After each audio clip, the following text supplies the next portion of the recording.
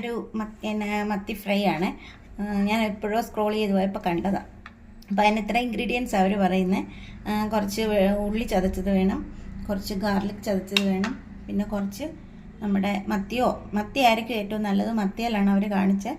അപ്പോൾ അത് കുറച്ച് നല്ലപോലെ വൃത്തിയാക്കി അതൊന്ന് വരഞ്ഞു കൊടുത്തിട്ടുള്ളതാണ്. പിന്നെ കുറച്ച് നമുക്ക് ടമറിൻ്റെ ജ്യൂസ് വേണം. ഇച്ചിരി പുളി വെള്ളത്തിൽ ഇട്ടിട്ടുണ്ട്, നമ്മൾ സാമ്പാറിനൊക്കെ ചേർക്കുന്ന പുളി. പിന്നെ കുറച്ച് ചില്ലി ഫ്ലേക്സ് വേണം. പിന്നെ വെളിച്ചെണ്ണയ്ക്ക് വേണം, വറുത്താൽ അത്രയുടെ ടേസ്റ്റ് കിട്ടും. അതുകൊണ്ട് വെളിച്ചെണ്ണ എടുത്തിട്ടുണ്ട്. ഇത്രയും സാധനം വേണ്ട. പിന്നെ മുളക് പൊടി, മഞ്ഞൾപ്പൊടി. നമ്മൾ സാധാരണ മുളകും മഞ്ഞൾപ്പൊടി എല്ലാം തേച്ച് പുരട്ടി വെക്കുന്ന പോലെ അല്ല ചെയ്യുന്നത്. നമുക്ക് പാൻ അടുപ്പത്ത് വെച്ച് ഓയിലാക്കിയിട്ട് നമുക്ക് ചെയ്യാൻ തുടങ്ങാം.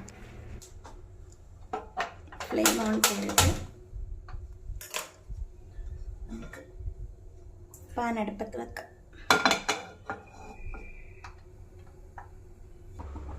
പാൻ ചൂടായിട്ടുണ്ട്. നമുക്ക് കുറച്ച് വെളിച്ചെണ്ണ ഒഴിച്ച് കൊടുക്കാം. വെളിച്ചെണ്ണയ്ക്കകത്ത് ചെയ്താലായിരിക്കും അതിൻ്റെ ടേസ്റ്റ്. ഒരു വെളിച്ചെണ്ണയ്ക്കകത്ത് ചെയ്യുന്ന ആളുണ്ട്. അപ്പോൾ മത്തി കിട്ടിയത് കൊണ്ട് ഒന്ന് ചെയ്യാം. അപ്പോൾ ഒന്ന് വീഡിയോ ചെയ്യാമെന്ന് വിചാരിച്ച. വെളിച്ചെണ്ണയ്ക്ക് വില ആയതുകൊണ്ട് അതും പാടാണ്. ഇപ്പോൾ ഈ ഫ്ലെയിം ഓണായി. ഈ നമ്മുടെ ഓയിലും ഹീറ്റായിട്ടുണ്ട്. അപ്പം നമുക്ക് ഫ്ലെയിം ഓഫ് ചെയ്യാം. ഫ്ലെയിം ഓഫ് ചെയ്തിട്ട്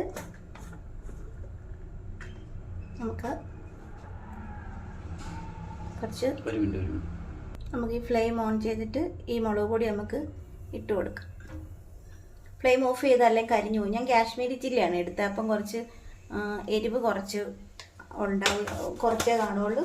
കളർഫുള്ളായിട്ടിരിക്കുകയും ചെയ്തുകൊണ്ട് നമ്മൾ ചില്ലി ഫ്ലേക്സ് ചേർക്കുന്നുണ്ടല്ലോ. അപ്പോൾ അത് ഹോട്ട് ചില്ലി, അപ്പം ഉറപ്പായിട്ടും ഇത് കൂടും, എരിവ് കൂടിപ്പോവും. അപ്പോൾ ഇത് കണ്ടേ, ഇപ്പോൾ ഇത് മൂത്തു മുളക് പൊടി. അപ്പോൾ ഇതിനകത്ത് നമുക്ക് മഞ്ഞൾപ്പൊടിയും കൂടെ ഇട്ട് കൊടുക്കാം.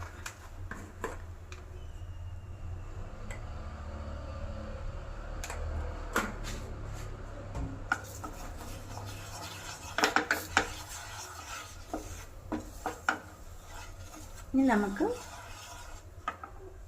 ഇത് കുറച്ച് ഷാലറ്റ് നമ്മൾ ചെയ്തതാണ്, ക്രഷ് ചെയ്താൽ അത് ചേർക്കാം.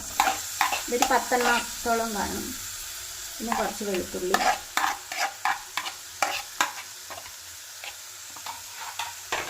ഇനി നമുക്ക് ഫ്ലെയിം ഓൺ ചെയ്യാം.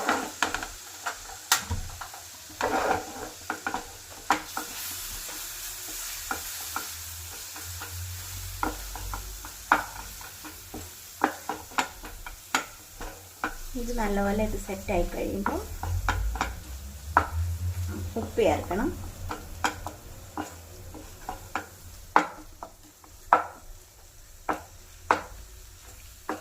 എന്തായാലും മീനിൻ്റെ കൂടെ ഇത് മൂക്കാനുള്ളതാണ്. ഒരു ജസ്റ്റ് ഒന്ന് സോട്ടായാൽ മതി. അത് കഴിഞ്ഞ് നമുക്ക് കുറച്ച് ഉപ്പ് ചേർക്കാം. ഇപ്പം തന്നെ നമ്മൾ പണ്ട് മുളകൊക്കെ പൊട്ടിക്കത്തില്ല, എന്താ നമ്മൾ വെളുത്തുള്ളിയും മുളകും കൂടെ ഇതാക്കിയിട്ട് അതിൻ്റെ വെളിച്ചെണ്ണയൊക്കെ ഒഴിക്കുമ്പോൾ ഒരു ഫ്ലേവർ ഉണ്ട്, ഓവർ സ്മെല്ലാണ് വരുന്നത്. അതായത് കുറച്ച് ചില്ലി ഫ്ലേക്സ് അതും കൂടെ നമുക്ക് ചേർത്ത് കൊടുക്കാം.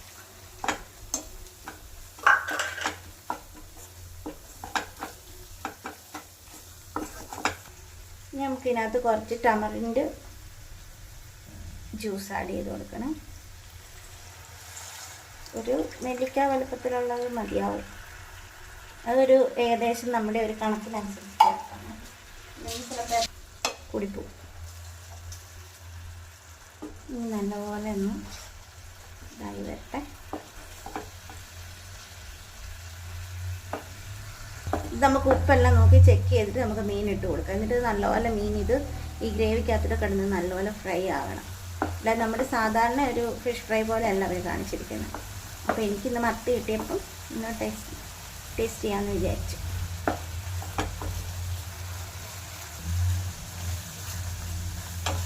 നമുക്കിതിനകത്തോട്ടില്ലേ നമുക്ക് കുറച്ച് കരിയാപ്പില ചേർത്ത് കൊടുക്കാം. പിന്നെ ഇതിൻ്റെ ഉപ്പും നമുക്ക് ഈ സമയത്ത് നോക്കാം. എന്നിട്ട് മീൻ ഇട്ട് കൊടുക്കാം. ഇനി നമുക്ക് ഉപ്പ് വേണം, വേണ്ടല്ലേ? അതുകൊണ്ട്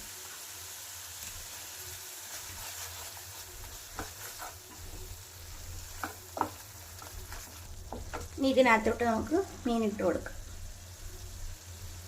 ഈ മീൻ നല്ലപോലെ വരഞ്ഞിട്ടുണ്ട്. അപ്പോൾ അതിൻ്റെ എല്ലാം എരിവും പുളിയൊക്കെ ഇതിനകത്ത് ഇറങ്ങിക്കോളും.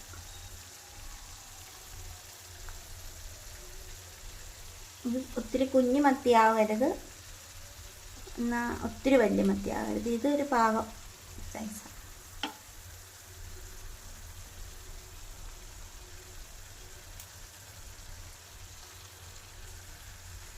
ഇത് കുറേ നാൾ മുമ്പ് വൈറലായെന്നൊക്കെ പറഞ്ഞാൽ കാണിച്ചത്. ഞാൻ പക്ഷേ ഈ അടുത്ത ഇടയ്ക്ക് കണ്ടത്. അപ്പം മത്തി കിട്ടിയപ്പോൾ ഒന്ന് ചെയ്ത് നോക്കുന്നേ ഉള്ളൂ.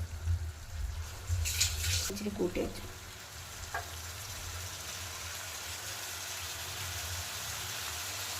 ഒരു മീഡിയം ഫ്ലെയിമിൽ വെക്കാവേ, അല്ല ചിലപ്പോൾ കരിഞ്ഞു പോകും.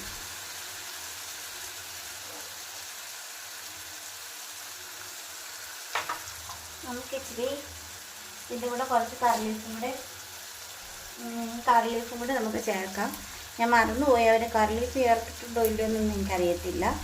എൻ്റെ അന്നേരം ഞാൻ കണ്ടതിൻ്റെ ആ ഒരു ഓർമ്മയ്ക്ക് ഇതാണ്. കറി ലീഫ് ഇട്ടത് കൊണ്ട് അതിൻ്റെ ടേസ്റ്റ് കുറഞ്ഞൊന്നും പോകത്തില്ല അല്ലേ.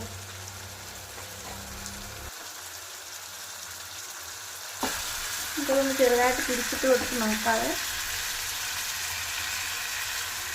അല്ലാതെ ഇത് ഇച്ചിരി നെയ്യുള്ള മത്തിയായിരുന്നു.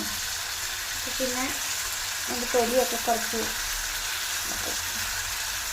മറിച്ചിട്ടുണ്ട്. ഒത്തിരി അങ്ങ് ചൂടായി ഇതൊക്കെ അങ്ങ് കരിഞ്ഞു തുടങ്ങുന്നതിന് മുമ്പ് നമ്മൾ മറിച്ചിടുന്നതായിരിക്കും നമുക്ക് നല്ലത്. ആ സൈഡ് നമുക്ക് ഒത്തിരി ഒട്ടിപ്പിടിക്കുന്നതിന് മുമ്പേ ഒന്നുകൂടെ നമുക്കിങ്ങനെ മറിച്ചിട്ട് അപ്പുറം ഇപ്പുറം മറിച്ചിട്ട് നമുക്കിങ്ങനെ ഫ്രൈ ചെയ്തെടുക്കാം.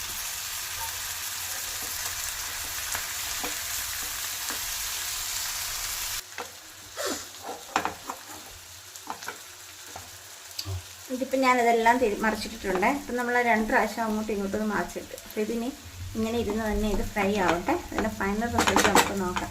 എൻ്റെ ഈ പാൻ അത്ര നല്ല നോൺ സ്റ്റിക്കാണ്, ഒട്ടും പിടിക്കത്തില്ല. ഇതിപ്പോൾ എല്ലാം ഇതിൻ്റെ ഇത് പോയി. അതുകൊണ്ട് ഇച്ചിരി സൂക്ഷിച്ച് നിൽക്കണം, ഇത് കരിഞ്ഞു പോകും. ഫൈനൽ റിസൾട്ട് ഇങ്ങനെയാണ് ഇരിക്കുന്നത്. കുറച്ചുകൂടെ വേണമെങ്കിൽ മൂപ്പിക്കാം. അപ്പോൾ ഇന്ന് മതിയാവും. കാരണം ഞാനും ഇത് ആദ്യമായിട്ട് ഉണ്ടാക്കുന്നത്. എനിക്കും ഇതൊന്ന് ട്രൈ ചെയ്യണം ഇതിൻ്റെ ടേസ്റ്റ്.